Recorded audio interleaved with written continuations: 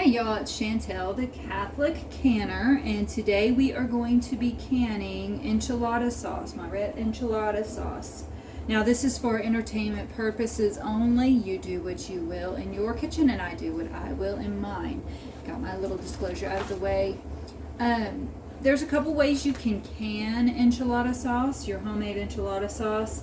You can pressure can it or water bath can it. I am going to water bath can it today, and I believe that this does not have enough acidity in it, so we are actually going to add some lemon juice in the bottom of the jars first. You water bath can for 15 minutes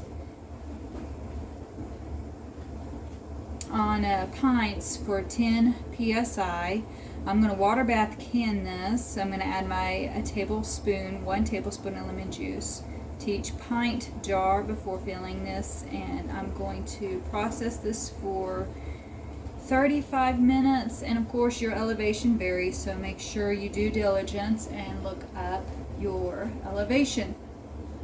Okay, and I will post the recipe on how to make this in the comment section. Okay, I'm using pints, so let's scoot this out of the way so you guys can see. Now you're prepping your jars. Wash, soap, water, all the 9 yards. Okay. This is super hot water. Didn't mean to get it that hot. I don't know if I can get all of these out of here. Okay. So what I'm going to do start off with 6 jars. My lemon juice. I'm going to do a tablespoon lemon juice. This will bring up the acidity when you're water bath canning to kill off the botulism or anything that tries to grow.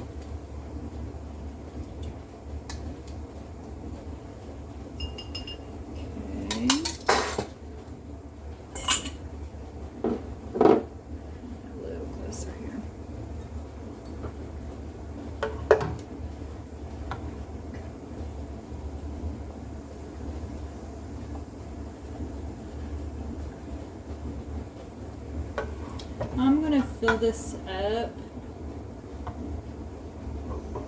to about a 1-inch head space.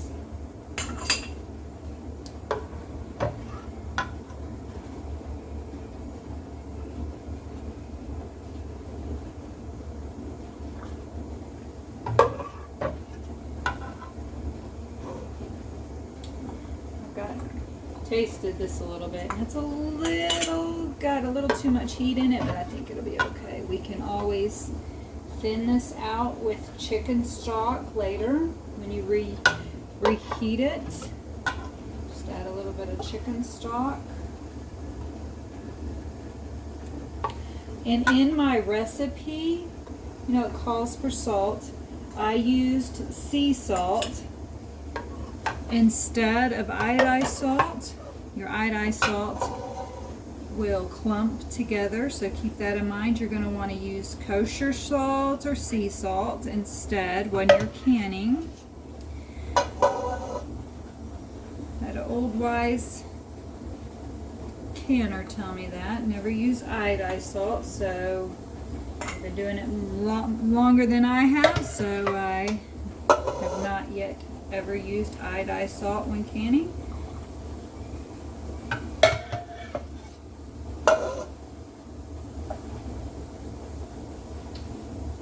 Here, my pressure canner's starting to steam up over there. That's good. Okay. I've got 1 jar left. Okay. Now you're going to take, this is like my little measuring tool. A lot of this stuff, guys, I didn't buy brand new. Surprisingly, if you go to like yard sales or estate sales, you can find a ton of this stuff. This is where I find most of my stuff. So like I got a whole bucket of stuff for like $5, so it's awesome. Okay, what you're going to do is kind of stir this around a little bit. Make sure you've gotten all the bubbles popped out of it. Try not to forget this process. We always forget something, and I'm kind of in a hurry trying to do a quick short video. So I'm trying to remember everything. Okay, that's good. I'm going to rinse this off. See how close I've got. It's pretty close.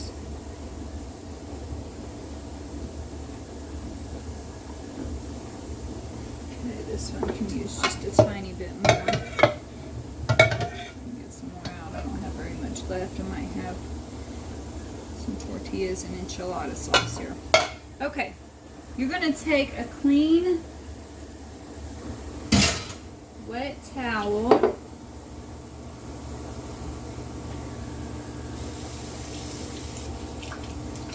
And you're going to wipe the rims. Yes, I'm a messy cook. I'm sorry. I will clean up here in a minute. Okay.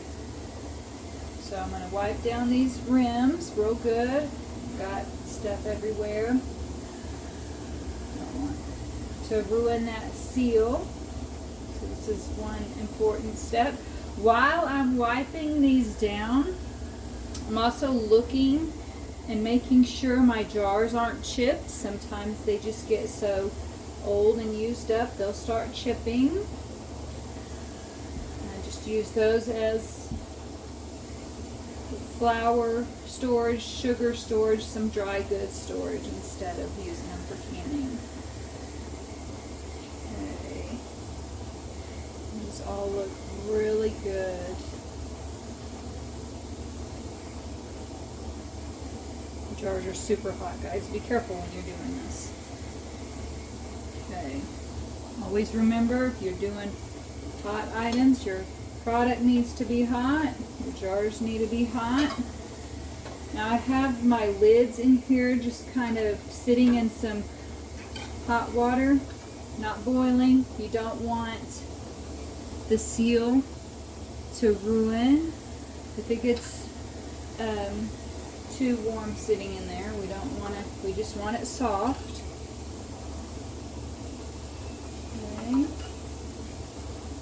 And my preference on these lids, I'm very, very particular because I've had like a whole batch of stuff not sealed.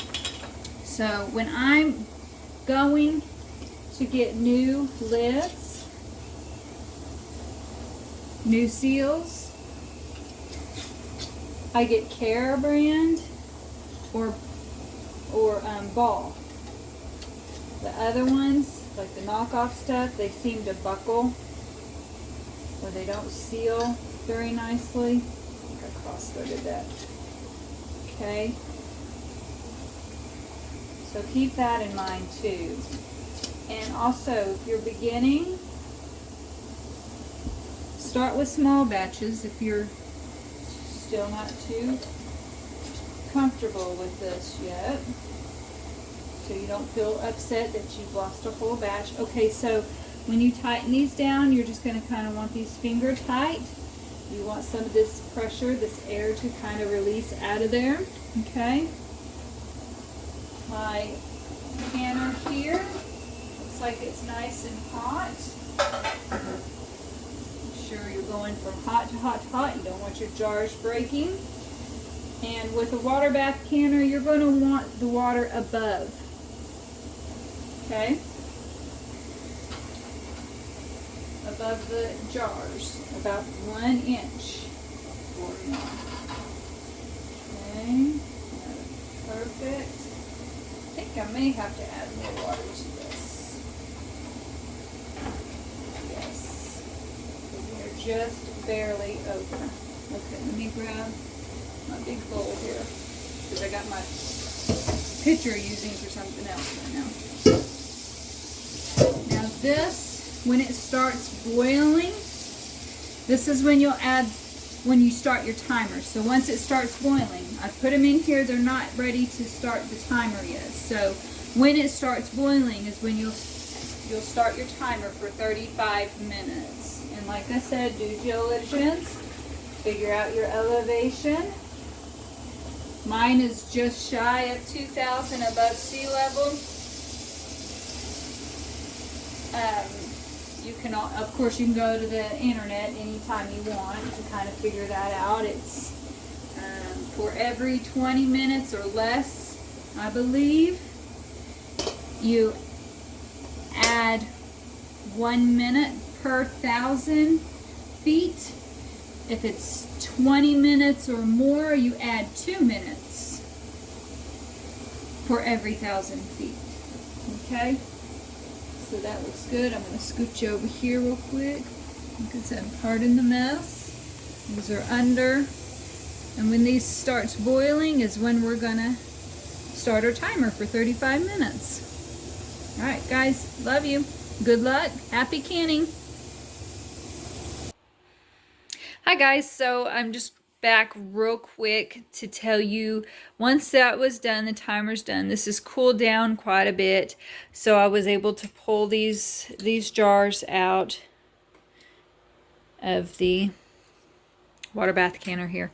Now, yes, they look horrible. We have hard water here where we come from, but what I'm going to do is you're going to take these rings off, and we're going to wash this off. Of course, I've kind of looked at this. This is cool to the touch. Normally, what I do is I usually can throughout the day and then into the evening, and I'll leave my jars on the counter overnight to not mess with them, especially my pressure canner. I got my beans in here. That's still really warm, but it's coming down naturally, and I'm not going to touch that I'm not going to remove that lid until tomorrow. And basically I'll do the same thing. I'll set them on the counter and let them sit for a little bit. You could, in the pressure canner, you could see them bubbling a little bit. But we're going to take these rings off, and we're going to wash these up, and we'll get them cleaned up. And good day to can. We've got flash flooding today. But I wanted you guys to kind of see the finished product. If it hasn't sealed, it's not that bad. It's not that big of a deal. You could put it in the fridge and use it for the next couple of days, or that's the way the lid would sound for our newbies. And you could see those have definitely sealed, and that looks so yummy. I can't wait to use them in the next year or so. All right, guys. I love you. You guys take care, and you guys have a blessed day.